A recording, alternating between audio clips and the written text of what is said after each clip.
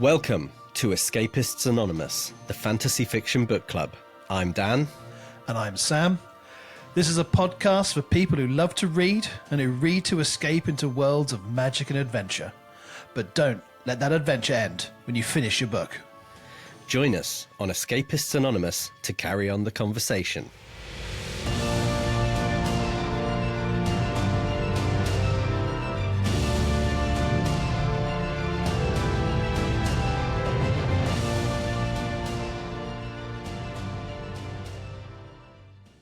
Okay, welcome back, and we are covering a pretty fresh release. This time last year, this book came out. Something that I think is another completely different type of thing, I would say. Lady Macbeth by Ava Reid. So yeah, it came out around this time last year, and I'm describing this as Shakespeare fan fiction, Or like reimagining, like kind of almost like a response to Shakespeare and the cultural impact that it's had, because like it's not really retelling his story. There's some basic outlines, but a lot has been changed for very intentional purposes for how this story should be reimagined in her point from Ava Reid's point of view. It's I mean, like, Lady Macbeth, the moment you hear the name, and we'll discuss this more, but it has a lot of weight and a lot of connotation. Like, when you hear it, you immediately think of a certain kind of character. People are ascribed kind of Lady Macbeth traits, very culturally weighty. And then it's a bold move to want to push back and say, let's argue about this character and see what we can do. Because the opening kind of, there's a kind of like a little catchphrase at the top of the book. It says, death-touched, poison-eyed, witch-kissed. Mm-hmm. Kind of, links in with what your expectations of Lady Macbeth are, but also when you get into the story, you realise how it's kind of subverting some of the original tropes. But before we go any further, shall I blurb it? Do a blurb. Okay. Fair is foul and foul is fair. For the Sunday Times best-selling author of A Study in Drowning comes a reimagining of Lady Macbeth, Shakespeare's most famous villainess, giving her a voice, a past, and a power that transforms the story men have written for her. The lady knows the stories, that her eyes induce madness in men. The lady knows she'll be wed to the Scottish brute who does not leave his warrior ways behind when he comes to the marriage bed. The lady knows his hostile, suspicious court will be a game of survival, requiring all of her wiles and hidden witchcraft to survive. But the lady does not know her husband has occult secrets of his own. She does not know that prophecy girds him like armour. She does not know that her magic is greater and more dangerous, and that it will threaten the order of the world. She does not know this yet, but she will. So... it kind of sells her the occult elements really push forwards the witchiness. There's this definitely falls into the realm of fantasy because of not just how they're selling it, but a lot of the events as well. But I think there's a very intentional kind of backgrounding of her power within the story. Like, it only really comes to the fore a few times, actually demonstrating magic. It's talked about a lot, but her uses of it are pretty ambiguous right up until the end, right? Yeah, there feels like there's a point where maybe we think it's going to become more prominent, where she's, sent in to kill Duncan. And then it doesn't kind of materialise into this, like you say, foreground element of the story. It still seems to have significant limitations in how she uses it. How many times in the book do you go, just take off your veil and deal with this? You really have that power. But I guess that's the point of it, is there's the doubt that she has, about her own abilities, the way that men control her, the cultural structural things that tell her to keep the veil on. that are seemingly more powerful than even the fact that she can, as we found out at the end, like Raiders of the Lost Ark, melt a man's head. Yeah, yeah, yeah. I mean, uh, I guess that there's the limit being that there's all of the rumors around her power, and people can just not make eye contact with her, and she doesn't have like a physical ability to force them to look her in the eye to use Yeah. that power. And when she's too close to people and she tries to do it, they just kind of overpower her physically. Which no, don't wanna. yeah, yeah. But yeah, I mean, like, so she also like keeps that on pretty much all the way through the book. It's only like, even I think with Senga, she keeps her veil on just because she fears her own power and what it might do to people. Although, like, there's also the suggestion that it really only works on mortal men. I think one of the most interesting things is we talk about this power that she has and how immense it can be. The book, the blurb also supports that. But the most powerful thing in the book is words, right? Her power is seemingly given to her by the words that her father speaks. Because he's just like, when the stable boy has been discovered, he's like, well, of course, she has a power to control men because she has a witch gift and all this stuff. And everyone's like, oh, yes, she has a witch gift. Of course, that makes sense, yes. and she, because, in the book, multiple times she goes, but do I only have this because my father said it?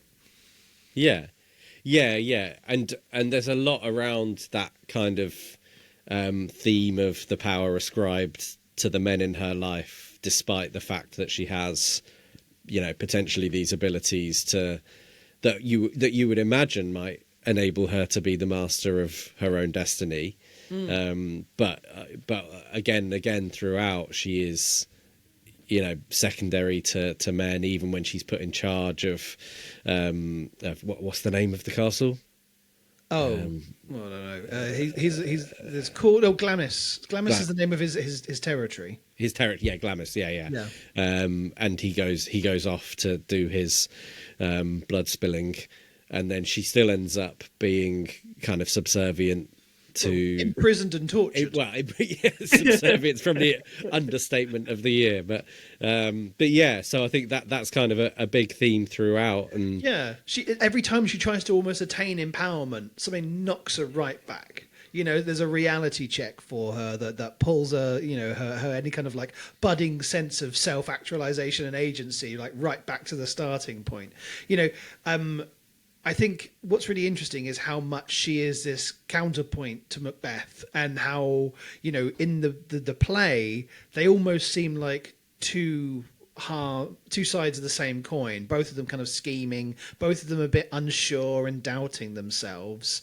But in this, Macbeth has kind of travelled way off, and like you never really see much about his doubt. He's still conniving and wants the power, but whereas she is like, there becomes this very small being, like weakened, unsure of her own power. He is, regardless of what his own failings are, he is like such a huge brute force block of a human being, right?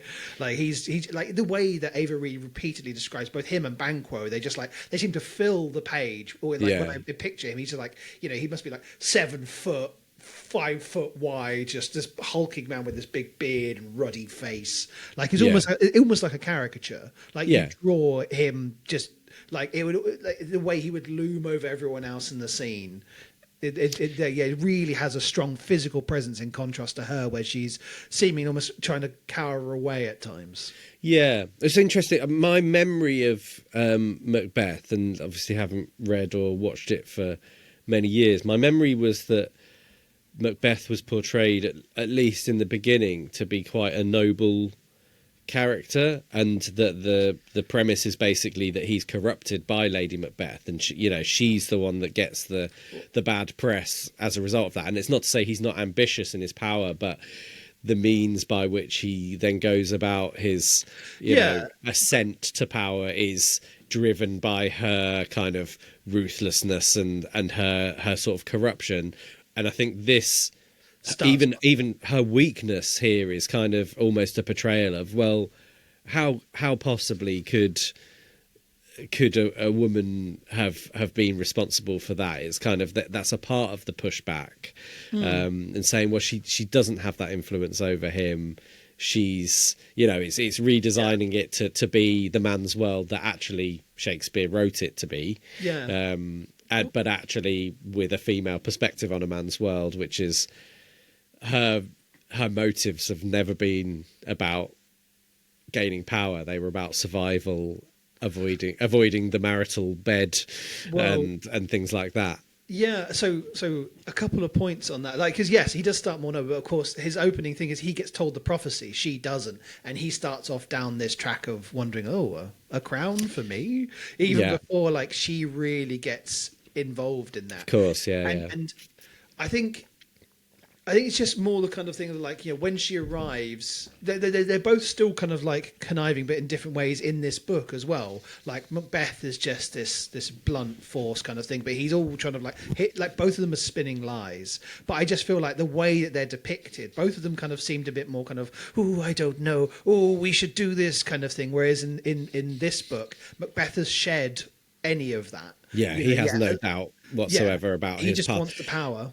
But I guess that's what makes it an interesting retelling, because whilst a lot of their interactions lead him down the same path as the play, her motivations in the play are just very much, like, I want my power, power, blah, blah. Whereas this is like, I need to just hold off having to have sex with him for, for as long as possible. And this is really addressing that classic trope that exists in a lot of historiography.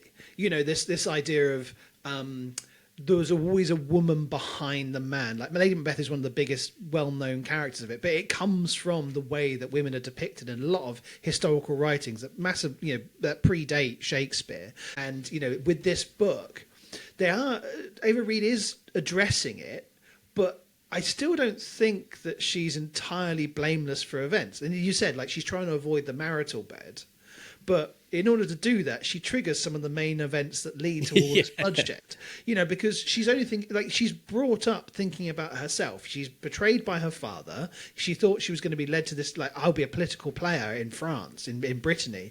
And then he's just like, no, you're still just going to be sold off as marriage fodder. And then she's just like, right, well, I'm in this unknown place. I need to survive. I don't want to have sex with this man who is absolute, like, and I think it's interesting, like, whenever he goes to battle, out to hunt, or even goes to the marital bed, every time there's bloodshed, and that's what she fears. It's that kind of recurring thing of he just causes bloodshed. But when she does it, she's like, I will, you need to get me a gold necklace inlaid with rubies. Like, that'll be difficult for him to get. He's like, well, I know what I'll do. I'll go and slaughter someone and seize some things with, political connivings and claim that he was a traitor, siding with other foreign enemies. Yet she's like, okay, well, at least I didn't have to have sex with him for the next few weeks. Okay, was that worth it? Yeah. I mean, she does reflect on that a little bit, doesn't she? Yeah. And she's like, well... I'd still rather not. But at the same time, that also means that because we are privy to her inner thinking, we know that she has thought about the possible ramifications, and she still chooses to do it anyway. But because but it's just more relatable, because she doesn't want, like, if you're being forced into a situation, you will do anything that you want to avoid being what is effectively torture in different forms, being kept as a captive within a castle, unable to leave the house because, like, doors are locked to prevent you from going anywhere. Like, of course you're going to try and think of anything and be like, well, damn the consequences, I need to look after myself. Yeah. I think I think it does a really good job of portraying the nuance of, she's very bright. She sort of thinks of herself as a strategic sort of player, but she's also got that naivety of being a 17-year-old who hasn't experienced. I forgot she was like a teenager. Yeah, well, and that's it. Like, and I think that some of that naivety around thinking that she can strategically manipulate people, that's what I felt like Ava Reid was doing a really good job of being like. Yeah, like, but you haven't thought of everything, and you haven't considered the brutality of of the environment that you're in now. It's different to where you were in front, like, albeit there was some brutal stuff that she experienced with her father and the stable boy and things like that. But this is like a different level of kind of almost, clans at war with each other. Oh, yeah. She's thrown into a very adult world, whereas beforehand she was potentially being protected by her dad because he's the one being like, right, well, I need you to survive because I need to do all my stuff and sell you off. But there's almost like a learning like a really steep learning curve where when they all go off for the first time to get the ruby necklace or whatever it is, she kind of manipulates Banquo's son, who's like a similar age to her, and it's like she thinks because she's manipulated this other teenager who's desperate for approval and blah blah blah that equates to some kind of I'm a political player. Yeah, There's naivety there, isn't there? And then once it comes to like sort of following that through, it ends up with her being sort of somewhat found out. I think as being naive, and it does get picked apart over time, and you kind of suspect quite early on, like Macbeth kind of knows this is BS, but he can use it to get what he wants, which is eventually the crown. I mean, because we've talked a bit about magic. One of the big variations, I guess, in the plot is the introduction of a dragon, and Lysander's character. So I just wondered what you thought. I think that, to me, I don't know whether I was expecting something like that. I think obviously Lysander is not a character in Macbeth originally. There's a Lysander in A Midsummer Night's Dream who's kind of a sort of chivalrous, well-liked character, and I've assumed there's a little bit of a... In the original Macbeth, I do believe that Duncan's sons are blamed for Duncan's murder by Macbeth at one point, or something like that. Because I think while it's initially the guards who are blamed, when Macbeth has to kill them, the sons like flee the court, like what happens in this book, and Macbeth's like, well, this is surely sign of their guilt if they're running from the castle. So yeah, but I don't know they're major players like they are in this book. No. Yeah, but they're not. They're also not called. Is it Lysander and Evander? Or Evander. But again, they've also got different versions of their names, and we can come to that about the use of different names and the importance of that. But yeah, I wondered when I was looking it up. I was like, is that sort of moving Lysander from Midsummer Night's Dream into like a romantic interest? Yeah, like but who knows? I guess maybe there's an interview with Ava Reid somewhere that reveals that. But he's obviously singled out early on as having something different about him. So I think my initial thinking was like, oh, he's going to have some kind of magical abilities that's a little bit different. Dragon was quite an extreme decision. Yeah. What did you make of that? I thought at most werewolf. When he says, "Oh, the curse," and I must sleep in a windowless room, and I cannot take the crown because of this, and this.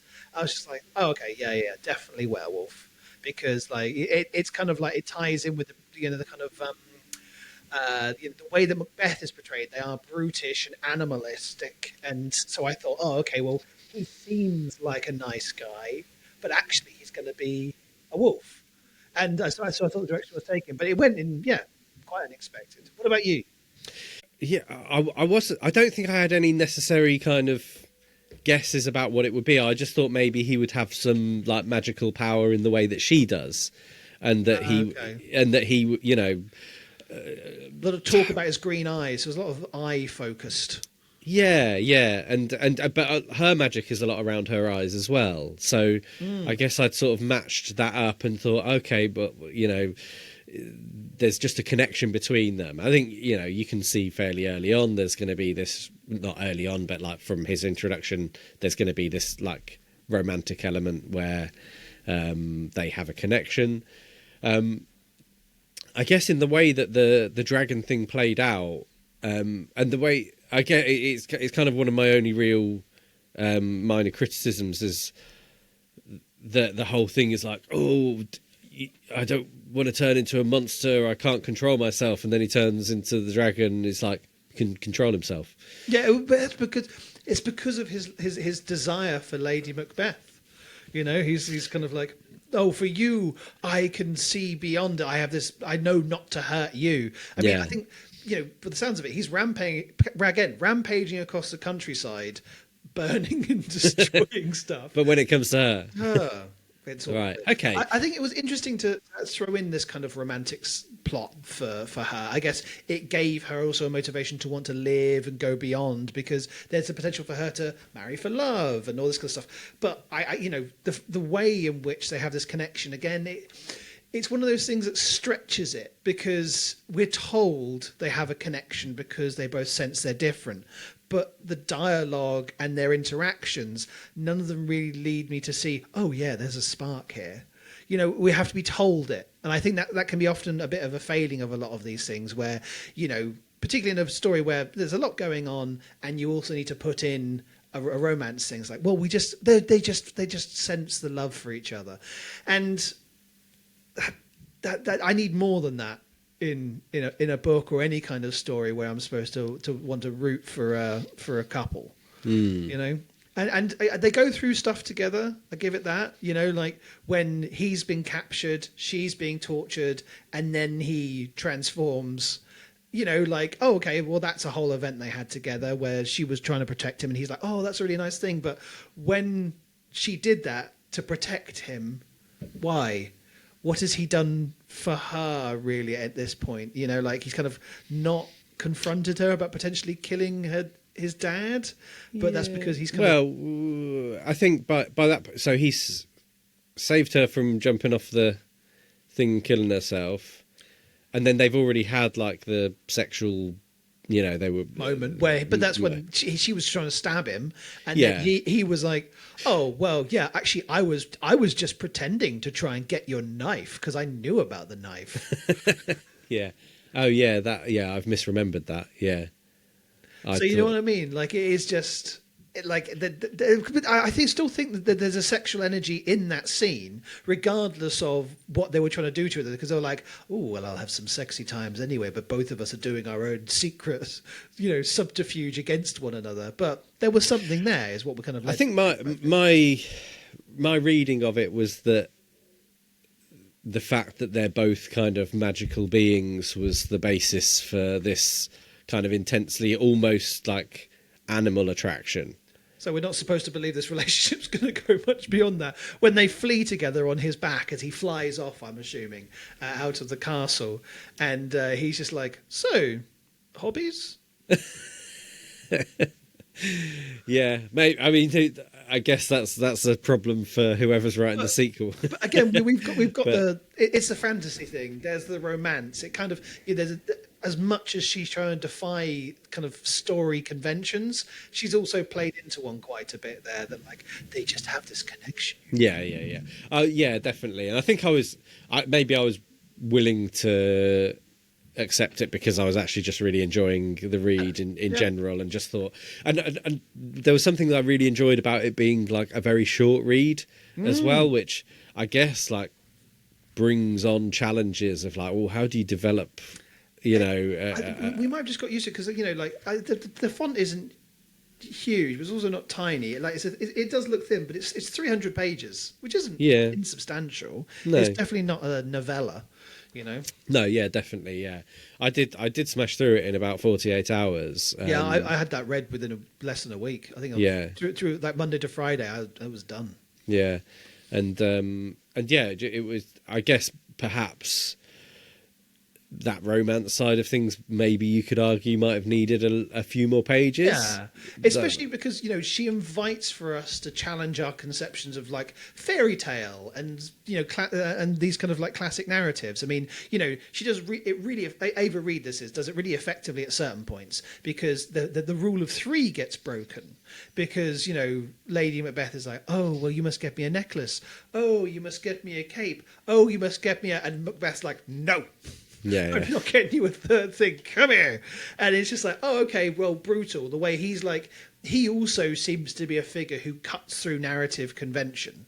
You know, like, he's not going to be subjected to her magic. He's not going to be the one who, like, you know, falls victim to prophecy when it goes against him. He defies everything, including these kinds of classic tropes, you know, and I saw that as a really effective moment in the story where, you know, we expect a certain rhythm, and Macbeth has this brute force to just go, no, Yeah. I changed this. And that comes back to the theme of, no, you're still a woman, and Yeah. I'm still in charge here, and what I say goes. Like, I've just been humouring you basically for the last however many weeks or so. I guess the other magic stuff is the three witches.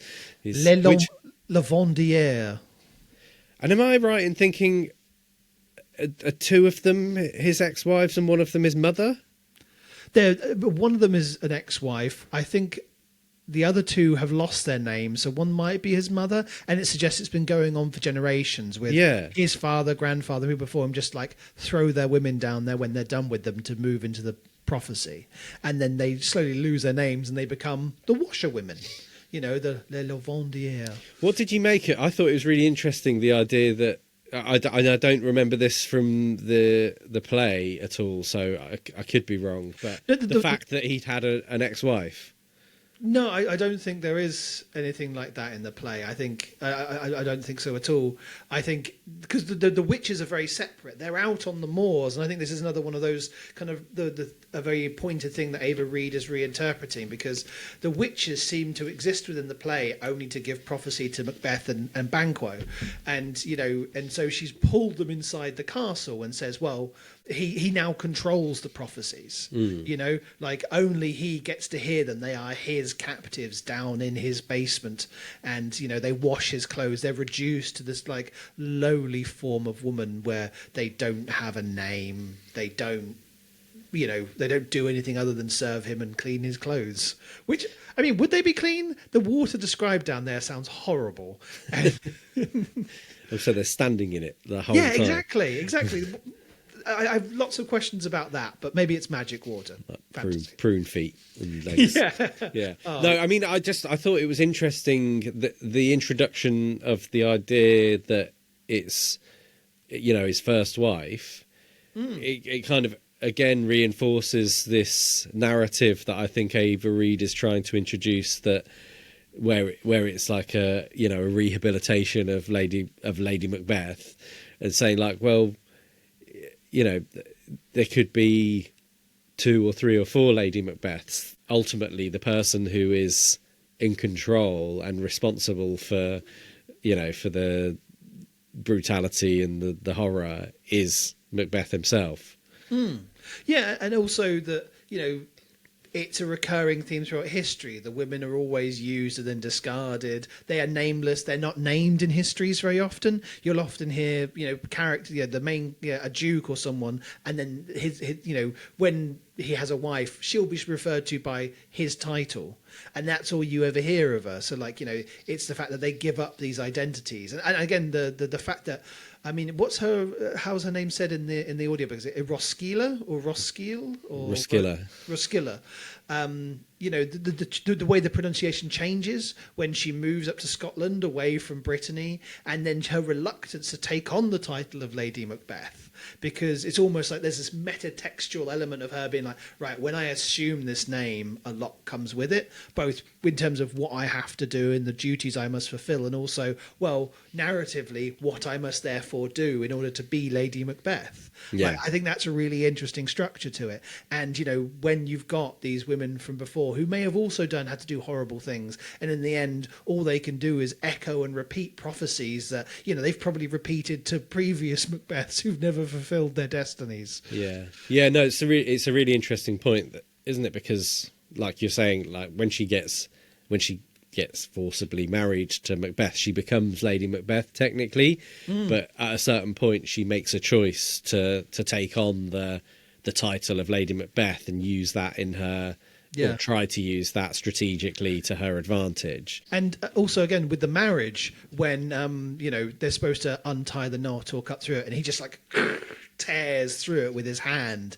It is again this kind of foreshadowing of like his just brutality, just cutting through everything, including like marriage convention, the supporting of your liege, all this kind of stuff. Yeah. He's such a powerful. I really liked the way that Macbeth was portrayed in this. Like the way he just kind of like moves into a scene and be like, well, I think it's the way she wrote because obviously, again, another book basically. It's not first person, is it? But we get one perspective in this from Roskilde, which I think simplifies things in a really great way. And the way she does the sort of the feeling of tension and anxiety whenever Macbeth is nearby or around, I think it was really, really effective, and it really sort of captured kind of like you were saying the size, but also just the feeling that she just didn't have any power in those situations whatsoever. Like, I'm like, this is it. Like, whatever he decides to do, if he decides to kill me now, I'm dead. If he decides that we're having sex now, that's what's happening. And like, it was quite. Well, because it's done in such a threatening, subtle way. Like, threatening is the word, He's using this because, there's some points where he acts towards her quite gentle, but it's because he's this massive hulking figure who comes up and gently strokes her, or like a simple smile, and you're like, oh, he can control it. It's not like he's unthinking. He is this quite calculating man who's also just frickin' hench. And so when he chooses to be gentle, it's with the knowledge of, I could choose very easily not to be gentle. Yeah. It's that thing where, like, I know how physically intimidating I am. I don't need to, punch through a wall or anything. Just literally my presence, or just the fact that I'm choosing to be gentle with you is something that you're so physically aware of, because you're so aware of what the potential alternatives. Yeah. I think with going back to the his interaction with the witches is so interesting as well, because he's almost like takes on a kind of a Bluebeard kind of role, with the ex. Do you know the myth of Bluebeard? That only vaguely. Marries a woman and says you can go anywhere in the castle, just don't go behind that door.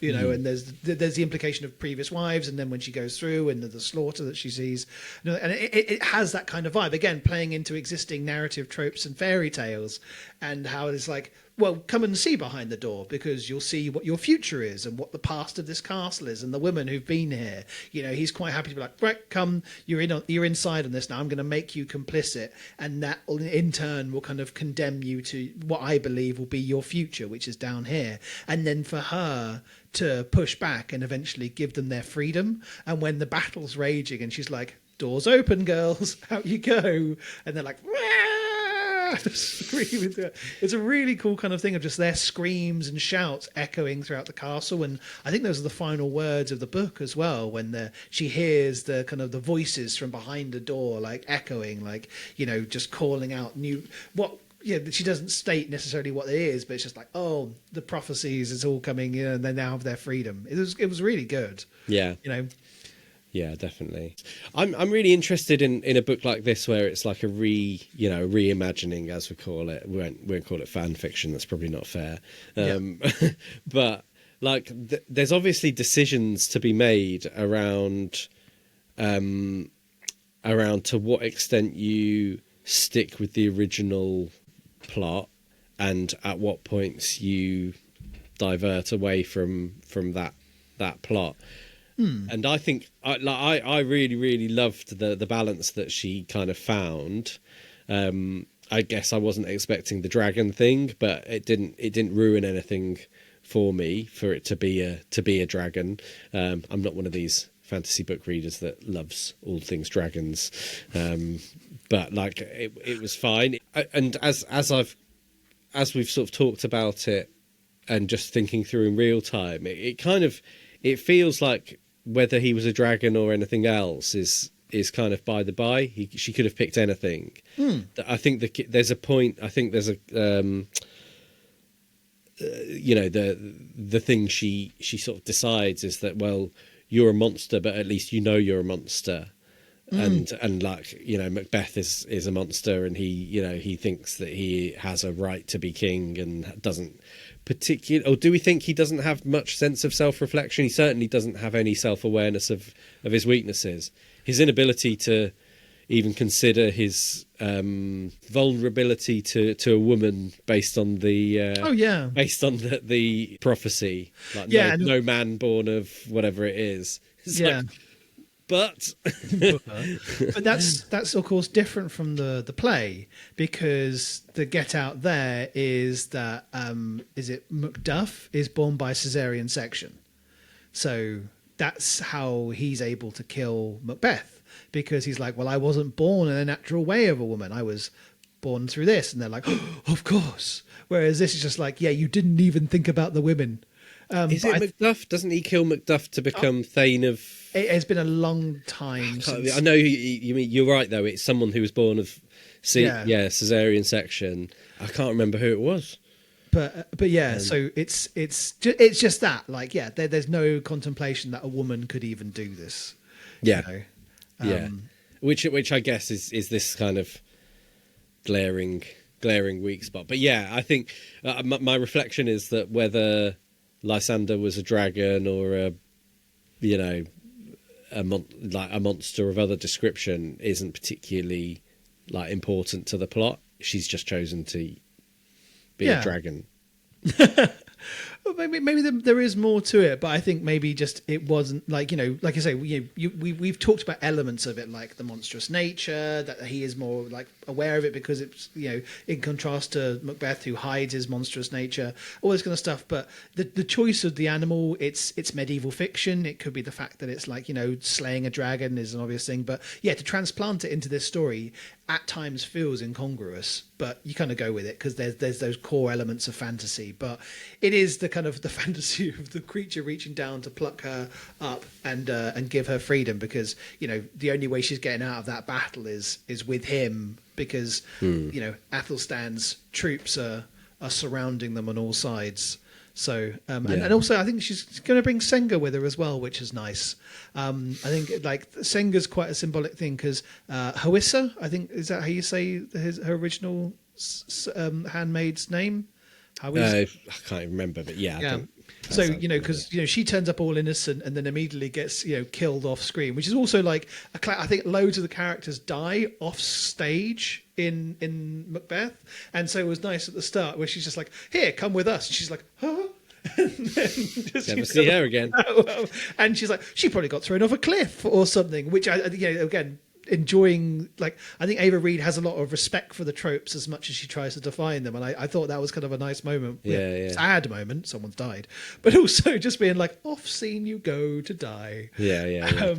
And then, you know, when Senga's much more world weary, you know, she's a woman who's experienced a lot of womanhood, you know, like, but she's seen as tainted in a very different way, like, whereas Roskilde is like, oh, she's untouched other than by Macbeth, whereas this woman is also flawed and hated because she slept with too many men, because she was just trying to get by and have a normal life, and like, there's no role you can fulfill as a woman that doesn't mean that you get seen as flawed, unless you are a nun or something. Then you're just, you know, like, that's it. Like, every single other one is just tainted and sinful, and they'll find a reason to explain it as to why you're wronging, you know. And so I thought that, you know, she kind of also symbolized how Roskilde was emerging from this story as a much more mature and experienced woman. Because I think you're right with your earlier point that she started off very naive, but there's the hope of her learning more as she ages because of the experience she's had, and Senga kind of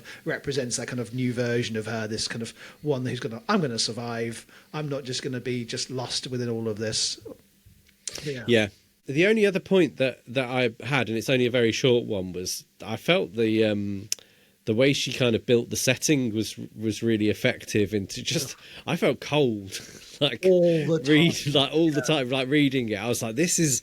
I feel like I'm in chilly, windswept, sea battered coastal Scotland. Just there was and I think it goes the colours of it, like the blues and the greys, really similar to our previous book, the Yeah, Nightingale yeah. Moth. Like again, just this damp stone.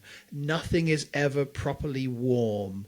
It just when you go down to the basement and you see the three witches standing in cold water. Yeah, And yeah. it's just like, oh yeah, it's a very good autumnal book for making you want to just pull something around you just to get a bit of warmth through your bones. Yeah, definitely. Yeah. So I thought she did that really well, and that's it really. Like my sort of headline conclusion was I really, really, really enjoyed it. I really loved the balance of adherence to the original plot alongside the variations that she made, and just having the different perspective. I just found really, really interesting. There was kind of something quite nice around having the knowledge of the plot already. And I don't know whether it was that or but it felt like it made it even easier for me to sort of slip into the story and get on board with it and fly through it. And I don't know about you. I engaged whenever the plot deviated. I felt very engaged. Like, oh, interesting. Oh, it's going this way. That it was that kind of thing of when you see it through a different lens. And it like almost like a kind of a Rashomon style thing of like, oh, well, this is how Lady Macbeth would tell this story. Perhaps. Like it's still a warts and all accounting, but I really enjoyed it. It like I say, both of us beasted through this very, very quickly, and I think it's because it was just a very engaging read. I feel like, unlike with other books that we've done recently, where it's because I love the characters and all this kind of stuff. I think it was just very, very well written, and I really enjoyed it because it was an unpleasant story where like no one's really good. But I think this ties in with other books you've read where I think going back to the blurb, really, it mentions about the suspicious court will be a game of survival, and we've seen that in blurbs and other books, and it's been absolute nonsense. Yeah. Where it's like it's baseline kind of like, oh well, they don't like you very much, and they're the thing. Whereas this is, you can see every step she does to try and survive, and it has drawbacks. Every decision it causes other problems, and it's because it's not necessarily a complexity of the court, it's just the fact that there's a complexity of survival to being a woman. And I think that's what's so interesting is like seeing how these lies, which in the play allow her to be portrayed as a conniving, backstabbing, Machiavellian figure, whereas in this she's just like, I just want to get through the next week. But I agree with your point on the writing. I thought was very, very, very good. To the point where I would be interested to potentially read some more Ava Reid stuff, especially if it's like this length. I really loved having something. Again, you said like 300 pages. That's not particularly way shorter than lots of other books that we've read. That said, for an audiobook, you get down to 300 pages and you're under 10 hours, which I think does make a big difference. You're down to more like Terry Pratchett length rather than Joe Abercrombie length or whatever it is. And I love a good story that you can bite off quickly and enjoy if it's well written. So yeah, I mean, I know she's got a few other books. I think you said on there Study in Drowning that was a particularly popular one. I don't really know anything about them. I don't think they're like this from what I've heard. I think she's like known for doing young adult stuff, and right. Whether this is, this didn't feel very young adult. So, no. But I could also see students studying this if they did Macbeth at school as a kind of a counterpoint to offer additional analysis. I think it would work really well in a curriculum. Yeah. So, well, I guess sort of coming on to that, like I guess maybe the dragon takes it a little bit further into the fantasy genre. But in terms of who you'd recommend this to, like I found myself talking about this to lots of people where I said, like, how many people, certainly people of our generation, I don't know whether they still study Macbeth at school. I hope they might, but yeah, like anyone that's sort of read Shakespeare, been to see Shakespeare at the theatre and enjoyed it, Yeah. I would think might find this quite interesting. Yeah, definitely. I think that there's a broad audience for this book. People who are up for a challenging story, one that isn't just kind of like good and bad and do. But yeah, so I'd recommend it. Very enjoyable. But we'd like to know what you think. Yeah. Yeah, absolutely. Get in touch. This provides a really interesting perspective, but we want your perspective on this perspective. So get in touch if you are watching us on YouTube. Down in the comments, make sure you like and subscribe whilst you're here. On social media, Instagram, TikTok, Facebook, at Escapists Anonymous Pod. Drop us a message or comment on one of our posts, and we'll pick that up as well. Next episode, we are covering what seems to be an absolutely enormous release this year. And I'm not 100% sure why, but debut release by an author, Alchemized by Sinlen Yu. Is that right? So we're going to be trying to cover that absolute Monster 1,000-page book in time for the next episode. And we will, be trying to see what all the hype's about. So join us for that. That's all we've got today. So thanks ever so much for watching, listening, wherever you're doing so. It means a lot. And we'll see you in the next episode. So it's goodbye from me. And goodbye from me.